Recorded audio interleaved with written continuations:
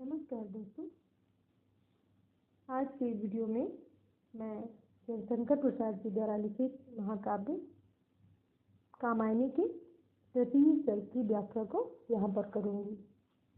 पद इस प्रकार से है।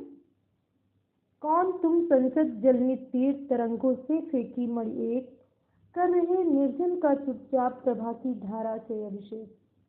मधुर विश्रांत और एकांत जगत का सुलझा हुआ रहस्य, एक करुणामय सुंदर मौन और चंचल मन का आलस्य। यदि हम कठिन शब्दार्थ को देखें तो संसद जलनित से तात्पर्य है संसार रूपी सागर समुद्र, और माण अर्थात मन, निर्जन सूनापन या जन विहीन कह सकते हैं। निर्जन का तात्पर्य है जो जन विहीन प्रांत हो, यानी एकांत जगह। प्रभा अर्थात कांति, अभिषेक करना, तिलक करना, और या कह सकते हैं हम यहाँ पर कि सुशोभित करना आदि। और विश्रांत का अर्थ होता है थका हुआ होना। तो प्रसंग इसका इस प्रकार से है। हिंदी साहित्य के आधुनिक काल के जो छायावादी युग के मूर्धन्य कवि हैं महाकवि जयशंकर प्रसाद जी, उन्होंने कामायनी महाकाव्य की रचना की और इसके लिए उन्होंने न भूतो न भविष्य भी कहा है। कामायनी समस्त मानव जीवन का विकास प्रस्तुत करती है। 15 सर्गों में विभाजित यह अद्वितीय महाकाव्य है। श्रद्धा कामायनी का तृतीय सर्ग है और इस अंश में उसकी विरक्ति, मन की विरक्ति जो भाव है उनको देखकर उनके मन में जो क्लांत हृदय से बैठे हुए हैं अकेले में मन, तो श्रद्धा अचानक से प्रवेश करती है, उनके नज़दीक आती है, उनके पास आती है और प्रश्न करती है। यहाँ पर श्रद्धा का अर्थ आत्मविश्वास और इसी से मानव चरित्र का विकास संभव हुआ ऐसा माना जाता है। मन समस्त कार्यों से विरक्त हैं, उनके समक्ष कोई लक्ष्य या उद्देश्य अब नहीं बचा है। प्रलय के बाद के दृश्य को देखकर उनके मन में हाहाकार मची हुई है, तो इसलिए वो निराश हो चुके हैं।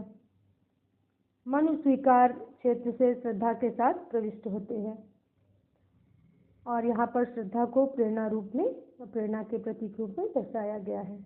इसके बाद हम संदर्भ को देखेंगे।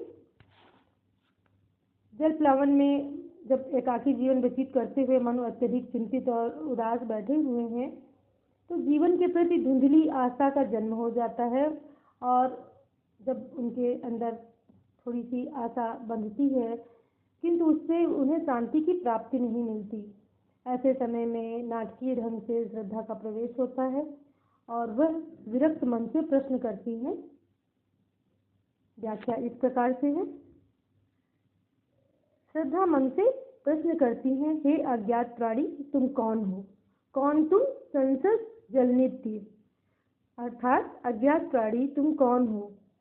और संसद जलनित तीर कहने का तात्पर्य है कि जिस प्रकार से सागर या समुद्र अपनी लहरों के माध्यम से मड़ियों को या जो भी कीमती वस्तुएं होती हैं वो सागर से बाहर लहरों के द्वारा फेंक देता है, किनारे पर ला देता है, उसी प्रकार से वह भी उस प्रलय काल की जो जल प्लवन हुआ था उसके बाद किनारे बैठे हुए हैं, तो उन्हें वह भी, और चूँकि उनकी जो ज्योति है, उनकी आभा है, वो सुशोभित हो रही है एक मणि के समान।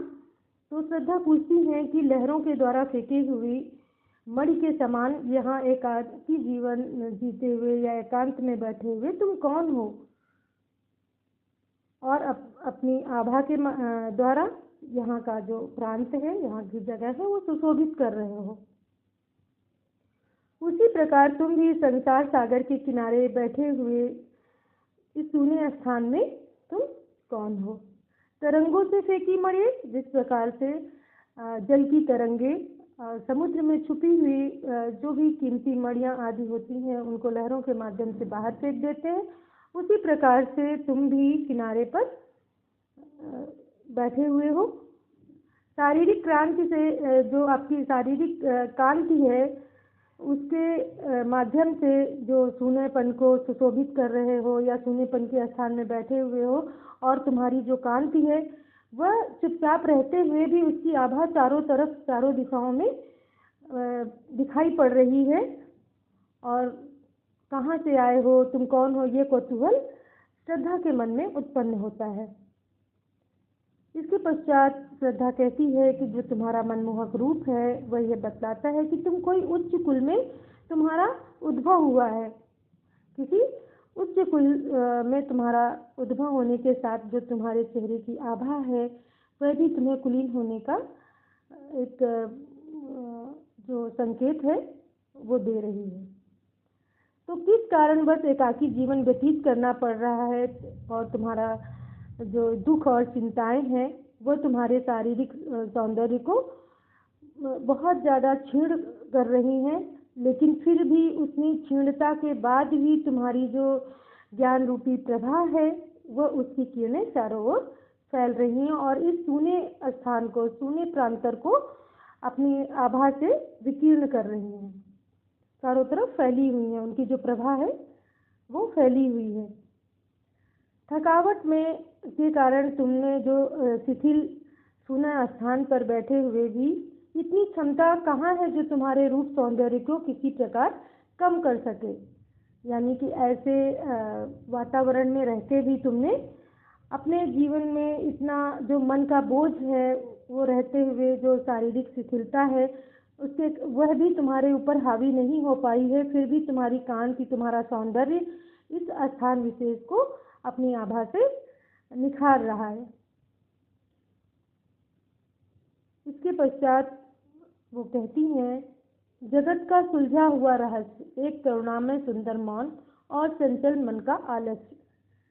तो इस प्रकार से इस संपूर्ण जगत में, संपूर्ण स्थान में ऐसा लगता है कि कोई जो शिथिलता है वो किसी आंधी या तूफान के आने की बाद की जो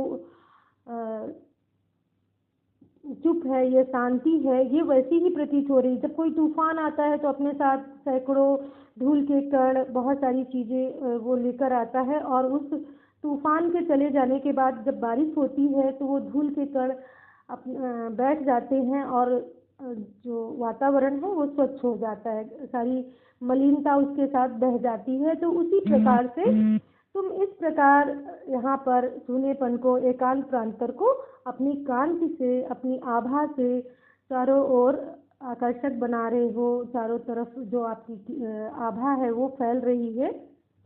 किस प्रकार से फैल रही है? जिस प्रकार से कोई झंझावात या आंधी तूफान आता है और जो प्रलय काल था वो तूफान के समान ही था और उसके बाद वो शांति से बैठे हुए हैं। तो एक बारिश के समान, जैसे कि तूफान के बाद की बारिश सारी मलिनता को नष्ट कर देती है। यह शांति तुम्हारी जो क्षणिक शांति है, सूने एकांत में विश्राम कर अपनी अपूर्व शक्ति और ऊर्जा का संचयन कर लो। अर्थात अपने मन में उठे हुए जो भाव है, जो मलिनता है, जो थकावट है, उसको तुम दूर कर दो और अपनी जो शक्तियां हैं उनको संरक्षित कर लो। इसके विशेष भागों को हम देखेंगे, इसमें क्या पद के अंतर्गत किन किन विशेष पहलुओं पर नजर डाली गई है। तो यहाँ पर श्रद्धा का प्रवेश तर्क के आरंभ में नाटकीय ढंग से बताया जाता है। भाषा जो है सरल है और इसमें तत्सम शब्दों का बाहुल्य दिखाई पड़ता है। रूपक और उपमा अलंकार है। श्रद्धा के चरित्र में मानवतावादी विचारधारा है। सहयोग एवं मधुर उपचार द्वारा मन की नहीं, मानव को मंगलमय बनाने की भावना निहित है। तो इस प्रकार से आगे की पद में हम फिर पढ़ेंगे। यदि मेरे द्वारा व्याख्यायित ये पद आपको पसंद आते हैं तो लाइक करें, शेयर करें, सब्सक्राइब करें। धन्यवाद।